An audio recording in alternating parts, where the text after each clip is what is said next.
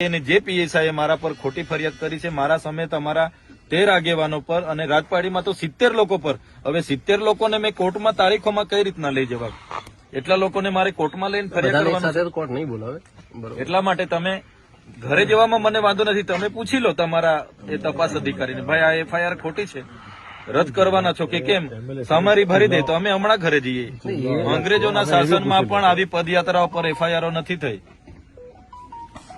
આ 4 કામદારોને અમે 30-30 લાખ રૂપિયા કંપનીમાં જઈને ઉભા રહીને વળતર અપાવ્યું, અમારી ભૂલ છે.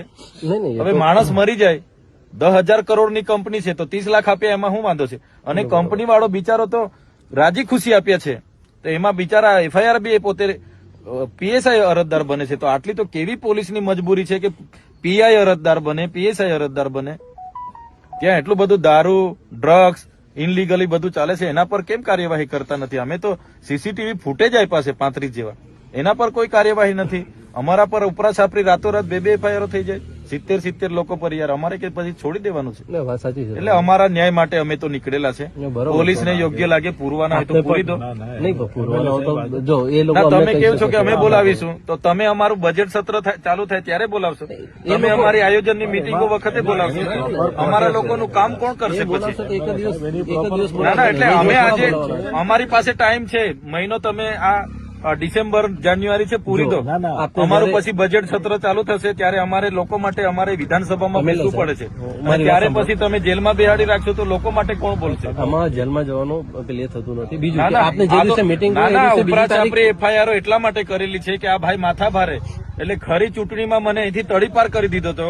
એટલે આવી રીતના હમણાં બજેટ સત્ર છે, લોકો માટે કઈ માંગશે, બજેટમાં ઉઠાવશે, સરકાર સામે બોલશે, એટલે હવે તમારે પાછી પાસા કરવાની, તડીપાર કરવાની તજવીજ ચાલે છે. ભરૂચ પોલીસ કરે છે. એટલે તમારે તો જે કરવા, મને તો કોઈ વાંધો નથી. 5 વર્ષ નહીં 10 વર્ષ જેલમાં રાખો, પણ અમારા લોકોનો અવાજ કોણ કરશે પછી? એટલે જેલથી મને ફેર નહીં, ત્યાં બી મને રોટલી શાક ખાવાનું મળવાનું જ છે, બધી જગ્યાએ મળે છે. એટલે એનાથી મને કઈ વાંધો નથી, પણ અમારા લોકોનો અવાજ દબાઈ જાય છે. કોણ કામદાર માટે બોલશે પછી? કોણ આદિવાસી માટે? વાત બરાબર છે, તમે બોલો જ છો, અમારો અવાજ દબાવી દેવો યાર. ઘરે રાતે પોલીસ મોકલી આપો. અમે કઈ આ વિસ્તારમાં ધારાસભ્ય છે યાર, અમે કઈ માથાભારે અસામાજિક તત્વ છે કે રાતે પોલીસ પેરોલ મૂકી દો? હવે આ નીકળ્યા તો ઘરમાંથી નીકળ્યા ના, તો તમે જોઈ લો કેટલી આ 20 ગાડીઓ નજીવા કેસમાં. કાલે ઉઠીને ગયા કેસમાં તમે આવ્યા હતા 50 ગાડીઓ લઈને, આખો માર્ચ કરીને, મોરચો લઈને.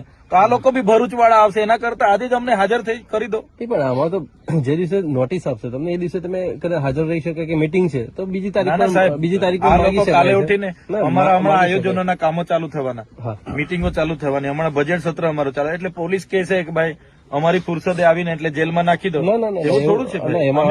તમે એફઆઈઆર કરી છે, આજે અઠવાડિયું થઈ ગયું, હાજર કરી દો મને જેલમાં. આપ કપડા બપડા લઈને આવ્યા છે, પૂરી દો. બરોબર છે ને ના હજુ બી એ લોકોને સંતોષ ના હોય તો ફાંસી સુધી મોકલાવે એટલી તજવીજ કરી નાખે. તો પછી યાર આવું થોડું હોય? અમારા બી અધિકારો છે ને, અમે બી ભણેલા ગણેલા લોકો છે. આટલા બધા આંદોલનો કર્યા, કોઈ દિવસે અમે કાયદો વ્યવસ્થા હાથમાં નથી લીધો સાહેબ, નથી લીધો ક્યારેય નહીં. ને મારે તો 2 નંબરના ધંધા નથી કે કોઈ સાથે વ્યક્તિગત દુશ્મની બી નથી, પણ કેસો આટલા બધા આડેધડ કરી નાખીએ તો કઈ રીતનું ચાલશે? ગયા વર્ષે તમે જોયું બધું. ગયા વર્ષે 3-3 મહિના આખો પરિવાર, અમારા આખા કાર્યકરો જેલોમાં, ની જેવા કેસમાં. એક બાજુ ભાજપના કાર્યકરે ફાયરિંગ કર્યું, જાંગમાંથી ગોળી નીકળી ગઈ, 24 કલાકમાં છૂટી ગયો. આ તો કેવી વ્યવસ્થા? અમારા પર થાય એટલે અમારે પછી આ પોલીસ અમને હોતી વળે ચોરની જેમ.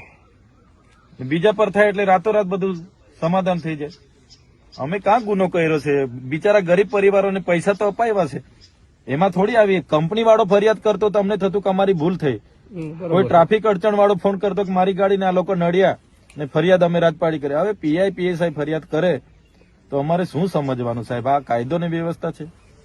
અને અમે તો પરવાનગી માંગી હતી સાહેબ, કોઈ જાહેરનામું નથી, કોઈ ચૂંટણી નથી, તો બી 30મી નવેમ્બરે પરવાનગી માંગી. 3 ડિસેમ્બરે અમારી છેલ્લા દિવસે પદયાત્રાના હવારે કહી કે તમારી પરવાનગી નથી મળી, અભિપ્રાય પોલીસે નેગેટિવ આપ્યા છે. તો સાહેબ અમારા બી અધિકારો છે ને, અમે ચાલતા ગયા, પોલીસ અમારી સાથે હતી, તો બી એફઆઈઆર. એટલે માથાભારે સાબિત કરો, પાસા કરો, તડીપાર કરો, એટલે અમારે આખી જિંદગી જેલોમાં. તો લોકો માટે કોણ બોલશે? અમને તો કઈ વાંધો નથી, જેલો કરો, કઈ વાંધો નહીં. એટલે તમે ત્યાં વાત કરી લો, અમે ત્યાં જઈએ છીએ ત્યાં હાજર વાત થઈ. કરી લીધી છે સાહેબ આપણા એસપી સાહેબ ને બીકો એમના જોડે નર્મદા પોલીસ સાહેબ જોડે SP સાહેબ જોડે પણ વાત સહકાર આપે. ભરૂચ પોલીસ નો મામલો છે, આપણે શું કરવા જીબા જોડી કરીએ છીએ? જો અમારા માટે જ બધું સરખું છે આખું ના, એ તો ગુજરાતમાં સરખું છે, અમારે પોસ્ટિંગ પણ તમારે કેવાથી પેલા થોડા એફઆઈઆર રદ કરવાના. એ તો અમે રદ ના કરી હા, તો શકીએ. જવા કોર્ટ દો ને સિવાય કોઈ અમને, રદ અમારા નહીં કરી વકીલો બધા રાહ જોઈએ છે. શકે. કોર્ટ સિવાય કોઈ રદ નહીં કરી શકે, હું આપને કહું છું. ના, કોર્ટની પ્રોસેસ તો અમે કરવાના છે કે જેટલી એફઆઈઆર થાય એ કોર્ટમાં જ અમારે કર્યા કરવાની. કોર્ટમાં તો જવાના જ છે, જે અધિકારીઓ કર્યા છે એમને બી બોલાવીશું. એવું થોડું જરૂરી છે? તમે જાઓ તો વાંધો નથી, પણ તમે જે આહવાન કરીને જાઓ છો તમારા કાર્યકરો સાહેબ, public તમે ત્યાં મીડિયામાં ભેગી કોઈ થાય જગ્યાએ છે, બતાવો, મોટા મારો ભાગમાં. મેસેજ હોય ને, તમે બધા ગ્રુપ જોઈ લો. મીડિયામાં કોઈ જગ્યાએ મેં કોઈને કીધું હોય કે મેં ત્યાં આહવાન કરીને આવું છું, તો મને બતાવો. પણ એવા મેસેજ છે સાહેબ, તો તમારા આપણે ગ્રુપમાં હોય તો છે ને. બતાવો. મેં તો અમારા સાંજે ગ્રુપમાં પોલીસના ફોન આવ્યા હતા, પોલીસને મેં કીધું કે હું કાલે જાઉં છું. ટ્રાફિક છે, law and સીધી order વાત છે, મારે કાં એનો પ્રશ્ન છુપાવવાની છે? થાય. એટલે